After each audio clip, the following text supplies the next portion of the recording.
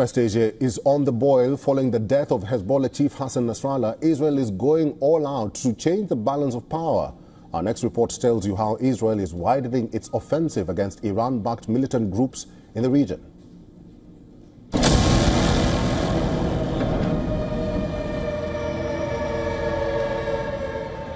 The killing of Hezbollah chief Hassan Nasrallah is deepening prospects of a wider regional war in West Asia. That regime plunges our region deeper into darkness and deeper into war. Every day, their puppets are eliminated. Ask Mohammed Deif. Ask Nasrallah. There is nowhere in the Middle East Israel cannot reach.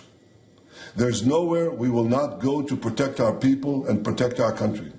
Israel has intensified its offensive on Iran-backed groups for the first time since the Hamas attack on October 7th last year. Israel has launched airstrikes inside Beirut's city limits. An IDF strike near the Kola intersection, a major transportation hub in central Beirut, hit a multi-story residential building. يعني من الشيء الحزين اللي عم تشوفه، من الشيء المؤسف اللي عم تشوفه، من الإجرام اللي عم تشوفه. بدك تحزن على جارك خرب رزقه، بدك تزعل على صديقك اللي استشهد، بدك في زعل وفي أسى. With southern Lebanon mostly in ruins, Hamas claims one of its leaders died in another strike in the city of Tyre. Amid the ongoing cross-border fire, Israel is gearing up for a ground offensive in Lebanon. The Israeli army is amassing its tanks and armored vehicles on the northern front. The Iran-backed Hezbollah, on the other hand, is pledging to keep up the fight against Israel in support of Gaza. We will face any possibility and are prepared if the Israelis decide to launch a ground invasion, as the resistance forces are ready for ground combat.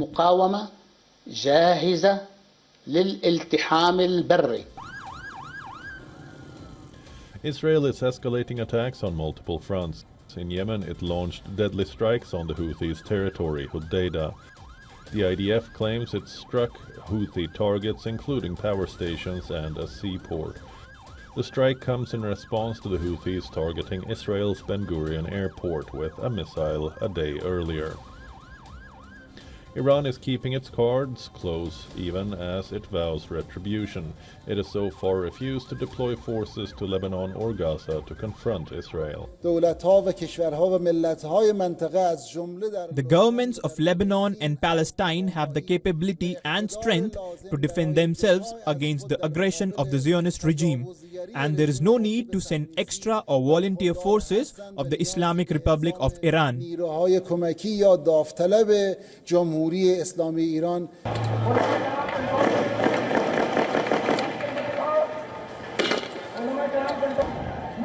Israeli Prime Minister Netanyahu is not only facing flack across the world for his country's relentless strikes, but also at home for not prioritizing the Gaza ceasefire and hostage deals. With residential buildings bombed and people forced to flee their homes, the dust doesn't look like it will settle down anytime soon. Bureau Report, WION, World is One. All right, let's talk about the latest. James J. Marlowe is a foreign and defense analyst expert on West Asia. Mr. Marlowe is joining us live from Samaria, Israel. Mr. Marlowe, thank you for making time for us and welcome. Now that you live in Israel, give us a perspective of how life has changed for you following the continuous barrages of counter-strikes from Hezbollah. Well, it's not just Hezbollah. Israel is fighting on 7 different fronts. You mentioned Hezbollah, of course, in Lebanon. Just yesterday, within a 12-hour period, there were missiles and rockets and drone attacks coming in from Lebanon, from Yemen, and also from Iraq. Those are the 3 fronts. Then you've got Syria. Missiles are also being fired from Syria. Hamas forces and also Hezbollah are operating in Syria. Of course, you've got Hamas and Islamic Jihad in Gaza. You've got Hamas and Islamic Jihad in Judea and Samaria, which the Jordanians called between 1948 to 1967 the West Bank. And of course, you've got Iran. Iran controls all of these proxies.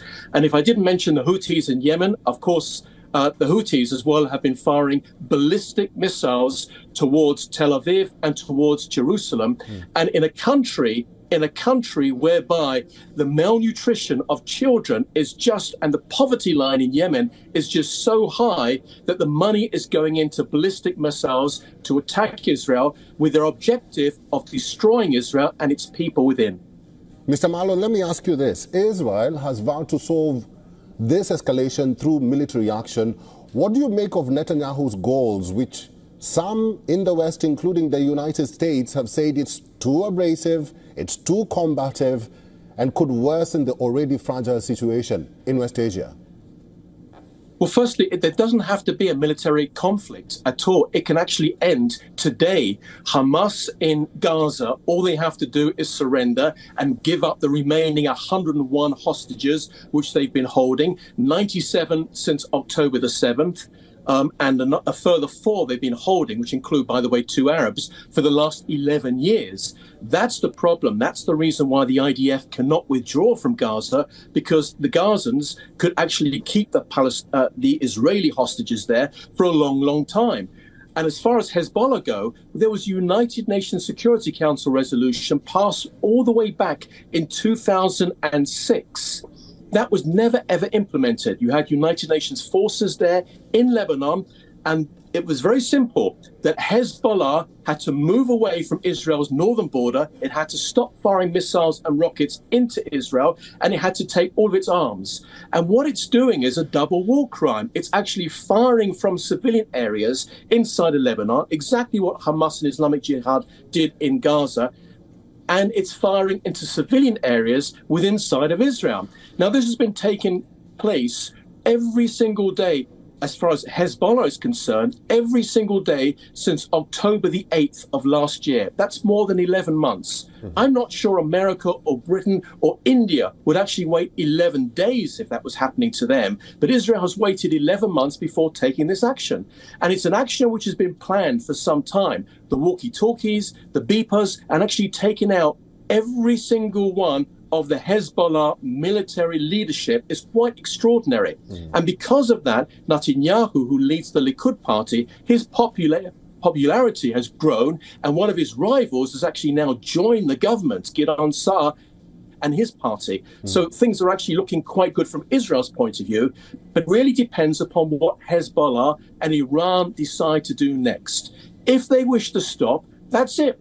There is peace and security, and Hezbollah move away from the border. However, if they wish to continue firing rockets, and I just got word now that there's more rockets being fired right now as we speak from southern Lebanon into northern Israel, where 65,000 to 80,000 Israelis have been evacuated and are living across the country in very difficult circumstances, then this war will continue. And yes, Israel will go into Lebanon to push back Hezbollah from the border.